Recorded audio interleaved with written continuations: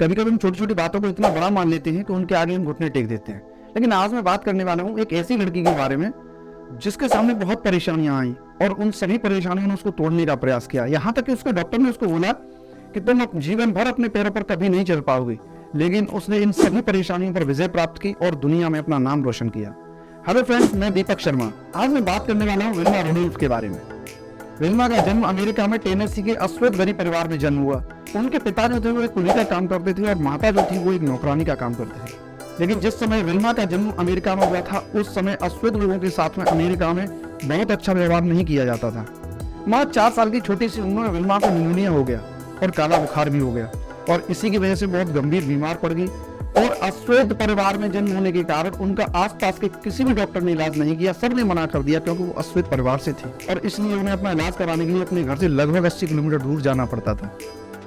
एक समय इलाज के दौरान विल्मा की माँ को डॉक्टर ने बुलाया और डॉक्टर ने विल्मा की माँ से कहा कि आपकी लड़की को पोलियो हो चुका है और अब आपकी ये लड़की अपने पैरों पर जीवन में कभी नहीं चल सकेगी। इसको ब्रेस पहनना पड़ेगा और ब्रेस पहनने के बाद ही ये थोड़ा बहुत चल पाएगी और हमेशा इसको ब्रेस का सहारा लेना पड़ेगा। लेकिन विल्मा की माँ ने विल्मा को कभी नहीं बताया कि डॉक्टर ने उसके बारे में क्या बोला है, लेकिन विल्मा की माँ उसको हमेशा मोटिवेट करते रही। विल्मा की माँ ने विल्मा का एडमिशन एक स्कूल में करा दिया और उस स्कूल में एक दिन एक प्रतियोगिता आयोजित की गई, जो प्रतियोगिता थी दौड़ प्रतियोगिता। विल्मा ने ध्यान से उस दौड़ प्रतियोगिता को देखते रही और घर जाकर के अपनी माँ से बोली, माँ क्या मैं कभी दौड़ पाऊंगी? तो माँ ने कहा कि बेटा, भगवान ने तो बहुत ज्यादा क्षमता दी है और उस क्षमता के द्वारा मेहनत और लगन के साथ तुम जो चाहे वो कर सकती हो। और विल्मा ने अपनी माँ की इसी बात को अपने दिल में बसा लिया और विल्मा ने अपनी माँ से कहा कि माँ, मैं दुनिया की सबसे तेज दौड़ने वाली लड़की बनना चाहती हूँ, सबसे तेज रनर बनना चाहती हूँ।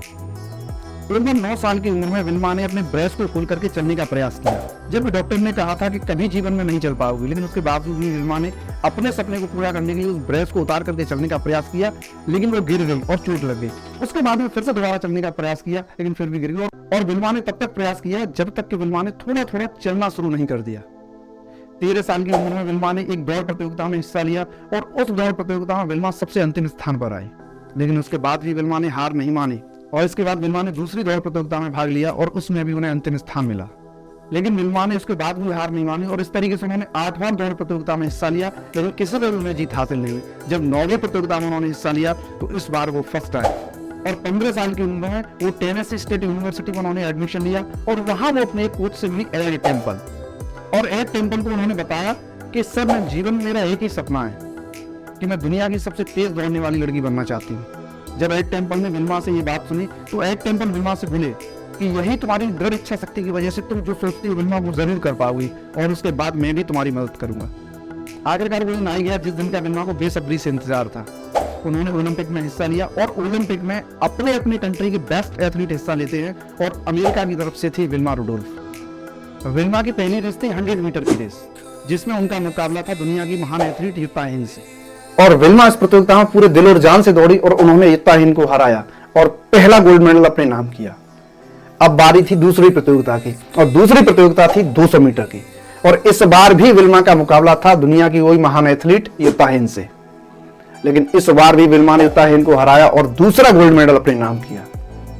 अब मुकाबला था 400 मीटर की रिले रेस का, जिसमें अपने किसी भी कंट्री के 4 एथलीट होते हैं और उस दौड़ का अंतिम हिस्सा उसका सबसे अच्छा एथलीट ही दौड़ता है और अमेरिका की तरफ से सबसे अंतिम हिस्सा दौड़ना था विल्मा रुडोल्फ को। और इस बार भी उनके विपक्ष में थी अपने कंट्री की तरफ से अंतिम हिस्सा दौड़ने वाले युता हिंद। लेकिन विल्मा इस बार भी इस तरीके से दौड़ी कि उन्होंने ये तीसरा गोल्ड मेडल भी अपने नाम किया और युता हिंद को हराया।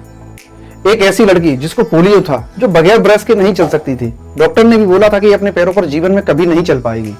एक उसी लड़की ने सिर्फ 21 साल की उम्र में रोम ओलंपिक में 1960 में 3 गोल्ड मेडल अपने नाम किए।